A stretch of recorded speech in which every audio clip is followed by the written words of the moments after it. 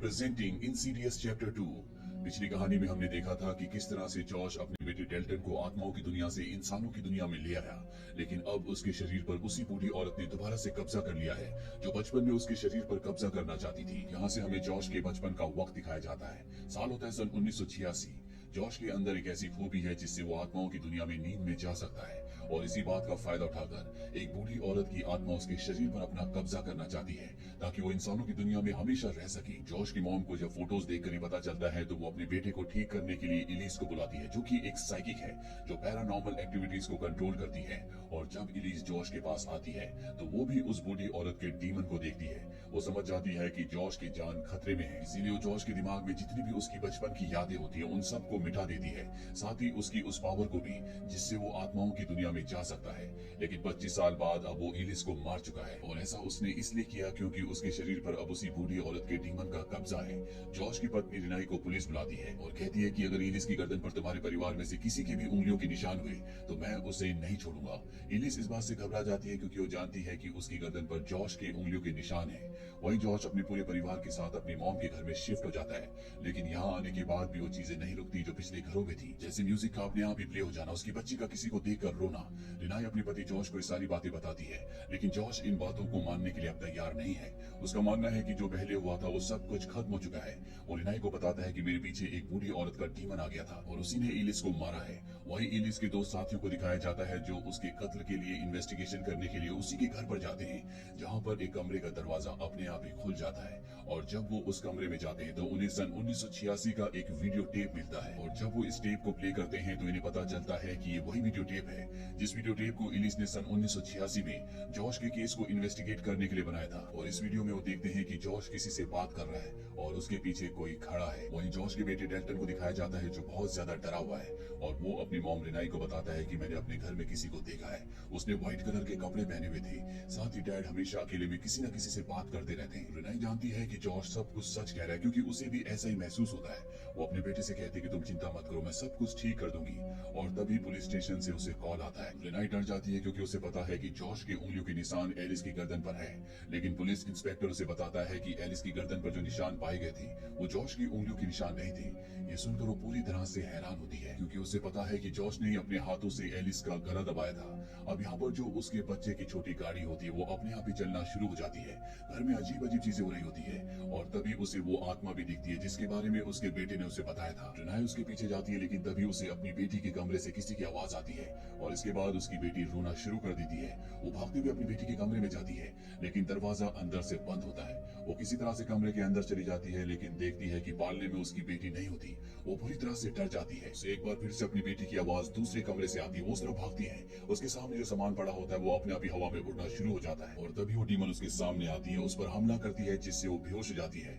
वहीं जॉश की मॉम को दिखाया जाता है जो उन दोनों इन्वेस्टिगेटर्स के पास जाती है जो एलिस के साथी हैं, जिन्हें वो टेप मिला था जो सन 1986 में एलिस ने जॉश का बनाया था। और वो इस टेप को जॉश की मॉम को दिखाते हैं और उसे बताते हैं कि आज से 25 साल पहले जब जॉश का ये वीडियो रिकॉर्ड किया गया था उस वक्त उसके पीछे कोई खड़ा था, और वो और कोई नहीं बल्कि यंग जॉश था, यानी कि उसी की जवानी का रूप था। ये सब जानने के बाद जॉश की मॉम पूरी तरह से हैरान हो जाती है। वो इनसे मदद मांगती है, और अब जो इलिस के साथी होते हैं वो इलिस की आत्मा से कांटेक्ट करते हैं, और इलिस की आत्मा बताती है कि तुम्हें उस हॉस्पिटल में जाना चाहिए जहाँ पर जॉश की मॉम कभी काम किया करती थी, पर अब ये हॉस्पिटल बंद हो चुका है। यहाँ पर जॉश की मॉम को याद आता है कि जब वो उस हॉस्पिटल में काम करती थी तब एक बार वो जॉश को वहाँ पर लेकर गई थी। वहाँ पर एक बूढ़ा पेशेंट था जो कि बहुत ही अजीब था, और उसने जॉश के ऊपर हमला किया था। इसके कुछ दिनों बाद वही पेशेंट जॉश की मॉम को लिफ्ट में मिलता है। वो उससे बात करने की कोशिश करती है, लेकिन वो उसकी किसी बात का जवाब नहीं देता। जॉश की मॉम इस बात की कंप्लेंट सिस्टर के पास जाकर करती है, और वही सुनकर हैरान हो जाती है और जॉश की मॉम को बताती है कि उस पेशेंट ने एक दिन पहले ही आत्महत्या कर ली है। कहानी वापस प्रेजेंट में आती है जहाँ पर जॉश की मॉम और इलिस के दोनों साथी उसी बूढ़े आदमी के घर पर जाते हैं जिसने हॉस्पिटल में आत्महत्या कर ली थी। ये घर कई सालों से बंद पड़ा है। इलिस के दोनों साथी ऊपर एक कमरे में जाते हैं जहाँ पर बहुत सारे लड़कियों के खिलौने होते हैं, और यहाँ पर इन्हें एक छोटी बच्ची का डीमन भी दिखता है, और वो इन दोनों से कहती है कि तुम यहाँ से चले जाओ, नहीं तो वो मुझे तुम्हें मारने पर मजबूर कर देगी। वहीं जॉश की मॉम नीचे एक बहुत बड़ी तस्वीर तक पहुंच जाती है, और ये तस्वीर उसी आत्मा की, उसी औरत की है जो उनके घर पर है। तस्वीर में एक छोटी बच्ची भी होती है, और ये वही बच्ची है जिसकी आत्मा इलिस के दोनों साथियों आंखों को अभी ऊपर दिखी थी। और जब जॉश की मॉम ये सब कुछ देख ही रही होती है, तभी यहाँ पर जो आत्मा है वो उसके ऊपर झूमर गिराने की कोशिश करती है, लेकिन इससे पहले कि वो उसके नीचे दबती, यहाँ पर एलिस का साथी उसे बचा लेता है। और इन घटनाओं के बाद इन्हें समझ में आ जाता है कि इन्हें यहाँ पर एलिस की आत्मा ने नहीं, बल्कि उस आत्मा ने भेजा है जो जॉश के घर में है, जो जॉश के अंदर है, क्योंकि वो इन सबको मारना चाहती है। ये घर में आगे इन्वेस्टिगेशन करते हुए एक कमरे में पहुंच जाते हैं, जहाँ पर बहुत सारी डमीज होती है, साथ ही एक काले रंग की वेडिंग ड्रेस भी होती है, और लकड़ी का एक संदूक होता है जिसके अंदर बहुत सारे न्यूज़पेपर होते हैं, और ये न्यूज़पेपर बहुत पुराने हैं। इन सब से इन्हें पता चलता है कि हॉस्पिटल का वो बूढ़ा आदमी जिसने कई साल पहले आत्महत्या कर ली थी, वो इसी वेडिंग ड्रेस को पहनकर एक औरत बनता था और इसके बाद जवान लड़कियों का कत्ल करता था। और ऐसा वो खुद नहीं करता था, बल्कि उसकी माँ की आत्मा उससे करवाती थी। और बचपन में जो आत्मा जॉश के पीछे थी वो उसी बूढ़े आदमी की थी जिसका ये घर है, जो हमेशा औरत के कपड़े पहनकर दूसरी लड़कियों को मारा करता था। यहाँ पर इन्हें एक और बात पता चल जाती है कि जॉश की आत्मा अभी भी आत्माओं की दुनिया में फंसी हुई है, और उसके शरीर के ऊपर उसी बूढ़े आदमी की आत्मा का वास है, जिसका एक घर है, जिसने उसके ऊपर बचपन में हमला किया था, जिसका नाम पार्कर है। अब इस सब के सब यहाँ से निकल जाते हैं। जॉश की मम्मी सारी बातें रिनाई को बता देती है। वो कहती है कि घर पर जो कुछ हो रहा है वो सब जॉश कर रहा है, क्योंकि जॉश के अंदर अभी भी उस आत्मा का वास है। हमें बच्चों को उससे दूर रखना होगा। वो बच्चों को घर से दूर ले जाने के लिए कहती है। वही एलिस के वो साथी जो इस केस को इन्वेस्टिगेट कर रहे हैं, वो जॉश के घर के बाहर पहुंच जाते हैं।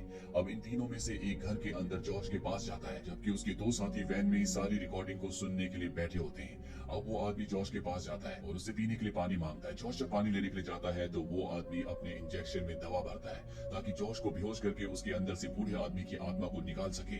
जॉश पानी लेकर वापस आता है, लेकिन उसे पता है कि ये आदमी उसके साथ क्या करना चाहता है, क्योंकि ये खुद उसी बूढ़े पार्कर की आत्मा है। इसे ये भी पता होता है कि कल रात को इस सब के सब उसी के घर पर गए थे। अब इससे पहले कि वो बूढ़ा आदमी उसे इंजेक्शन लगाता, जॉश उसके ऊपर चाकू से हमला कर देता है। इसके जो दोनों साथी वैन में बैठे होते हैं वो सारी रिकॉर्डिंग सुन लेते हैं। वो अपने साथी की जान बचाने के लिए आते हैं, लेकिन जॉश उन दोनों को बेहोश कर देता है और इस बूढ़े आदमी को मार देता है। जब उस आदमी की आंखें खुलती है तो वो आत्माओं की दुनिया में होता है, जहाँ पर वो जॉश की आत्मा से भी मिलता है। दरअसल जॉश की आत्मा यहाँ पर फंसी हुई है। वो जॉश के घर की तरफ इशारा करता है और जॉश को बताता है कि तुम्हारे परिवार की जान खतरे में है। जॉश अपने घर की तरफ भागता है, जहाँ पर वो उसी डीमन की आत्मा को देखता है जिसे हमने पिछली कहानी में देखा था, जो उसके घर के अंदर चली जाती है। जॉश भी अपने घर के अंदर जाता है, जहाँ पर वो उस डीमन की सोल का सामना करता है। इन दोनों के बीच में एक भयानक लड़ाई होती है, लेकिन डीमन की सोल बहुत ज्यादा पावरफुल है, इसीलिए वो जॉश के ऊपर हावी होना शुरू हो जाती है। लेकिन तभी यहाँ पर एलिस की सोल आ जाती है। वो जॉश को बचाती है और उसे बताती है कि तुम्हें अपनी दुनिया में वापस जाना होगा, जिसके लिए तुम्हें तुम्हारा शरीर चाहिए, लेकिन सबसे पहले तुम्हें उस बूढ़े आदमी यानी कि पार्कर के घर जाना होगा। दरअसल इस वक्त जॉश और एलिस जिस दुनिया में है, यहाँ से समय में अतीत में भी जाया जा सकता है, और ये उस वक्त में जाते हैं जहाँ पर जॉश खुद एक छोटा बच्चा है, जिस वक्त में एलिस उसका वीडियो शूट कर रही होती है। और वो छोटे जॉश से पूछता है कि वो उस डीमन की आत्मा को कहाँ पर मिल सकता है। छोटा जॉश उसे सब कुछ बता देता है, क्योंकि उसे उस डीमन की आत्मा के बारे में सब कुछ पता होता है। और ये वही पल होता है जिस पल में छोटे जॉश के पीछे बड़े जॉश की आत्मा को रिकॉर्ड कर लिया गया था। अब इस सब की सब उस बूढ़े आदमी के घर पर जाते हैं, यानी कि पार्कर के घर पर, जहाँ पर ये देखते हैं कि जब वो बूढ़ा आदमी छोटा था तो उसकी मॉम उसे हमेशा लड़की बनाकर रखती थी, क्योंकि उसकी मॉम एक साइको थी जो उस पर बहुत अत्याचार करती थी। और मरने के बाद उसी ने अपने बेटे के शरीर के ऊपर कब्जा किया था, और इसीलिए वो लड़की की ड्रेस पहनकर दूसरी लड़कियों को मारा करता था। और पार्कर की मॉम वही डीमन है जो बार बार जॉश के घर पर सफेद कपड़ों में दिखती है। पार्कर की मॉम यहाँ पर जॉश को और बाकी आत्माओं को देख लेती है। वही असली दुनिया में दिखाया जाता है कि जॉश अपने शरीर का पूरा कंट्रोल खो चुका है। वो पूरी तरह से पार्कर की आत्मा के कब्जे में है, और अब वो अपने परिवार को मारना चाहता है। उसका पूरा का पूरा परिवार बेसमेंट में छुप जाता है। और यहाँ पर जॉश का जो बेटा डेल्टन है, जो खुद भी जॉश की तरह आत्माओं की दुनिया में जा सकता है, वो तय करता है कि वो अपने पिता की आत्मा को लेने के लिए आत्माओं की दुनिया में जाएगा। इसके बाद वो एक जगह बैठ जाता है और उसकी आत्मा अपने पिता को लेने आत्माओं की दुनिया के लिए निकल पड़ती है। वही आत्माओं की दुनिया में दिखाया जाता है कि जॉश के ऊपर पार्कर की मॉम पूरी तरह से हावी हो चुकी है। वही असली दुनिया में दिखाया जाता है कि जॉश अपने बेटे डेल्टन के पास पहुंच चुका है, जिसकी आत्मा आत्माओं की दुनिया में है, और अब वो उसे मारने वाला है। वही आत्माओं की दुनिया में जॉश की आत्मा पर भी पूरी तरह से पार्कर की मॉम की आत्मा हावी है। और तभी वहाँ पर एलिस आ जाती है, जो पार्कर की मॉम की आत्मा के ऊपर पूरी तरह से हावी हो जाती है, उस पर प्रहार करती है। वो नीचे गिर जाती है और कमजोर पड़ जाती है, जिस वजह से असली दुनिया में जॉश जो अपने बेटे डेल्टन को मारने वाला है, वो भी कमजोर पड़ जाता है, क्योंकि कहीं न कहीं। पार्कर की मॉम की आत्मा ही पार्कर से सब कुछ करवा रही है, क्योंकि पार्कर खुद कभी अंदर से गलत नहीं था। उसने जो कुछ किया वो सब कुछ उसकी मॉम की आत्मा ने उससे करवाया। अब जॉश एलिस और अपने साथी की आत्मा से कहती है कि तुम दोनों ही अभी जिंदा हो, तुम दोनों को अपने शरीर में जाना होगा। यानी कि एलिस का जो साथी है वो भी असली दुनिया में अभी पूरी तरह से नहीं मरा, और इसके बाद ये दोनों आत्माएं असली दुनिया में यानी कि अपने शरीर तक पहुंचने का रास्ता ढूंढती है। लेकिन इनके बीच में बहुत सारी आत्माएं होती हैं, जिस वजह से इन्हें रास्ता नहीं मिल रहा होता। और तभी वहां पर डेल्टन की यानी कि जॉश के बेटे की आत्मा आ जाती है और वो इन दोनों को यहाँ से निकाल लेती है। इसके बाद दिखाया जाता है कि जॉश अपने शरीर में वापस आ चुका है, सब कुछ पहले की तरह नॉर्मल हो चुका है। इसके बाद एलिस के साथी जॉश और उसके बेटे डेल्टन के दिमाग से इन सब यादों को हमेशा के लिए मिटा देते हैं, ठीक उसी तरह से जिस तरह से बचपन में एलिस ने जॉश के दिमाग से हटाई थी, ताकि दोबारा कभी भी आत्माओं की दुनिया में ना जा सके और कोई भी स्पिरिट इनके शरीर पर अपना कब्जा करने की कोशिश न करे। अब कुछ महीनों बाद दिखाया जाता है कि एलिस के दो साथी एक घर पर जाते हैं, जहाँ पर एक बच्ची जिसका नाम एलिसन है वो कोमा की एक अजीब सी स्टेट में होती है। यहाँ पर एलिस की जो साथी है उनके साथ एलिस की आत्मा भी होती है, जिस आत्मा से वो बच्ची एलिसन बात कर सकती है। और तभी एलिस घर के कॉर्नर पर कुछ देखती है। इसी के साथ ही कहानी यहीं पर खत्म हो जाती है। इस मूवी के बाकी के पार्ट्स के लिंक्स हमने नीचे डिस्क्रिप्शन में दिए हैं, आप उन पार्ट्स को भी जरूर देखें। ये मूवी ईयर 2013 में रिलीज हुई थी। IMDb पर इसकी रेटिंग है 6.6। इस मूवी का बजट था $5 मिलियन और बॉक्स ऑफिस पर इसने कमाई की थी $162 मिलियन की। उम्मीद करते हैं कि ये कहानी आपको पसंद आई होगी।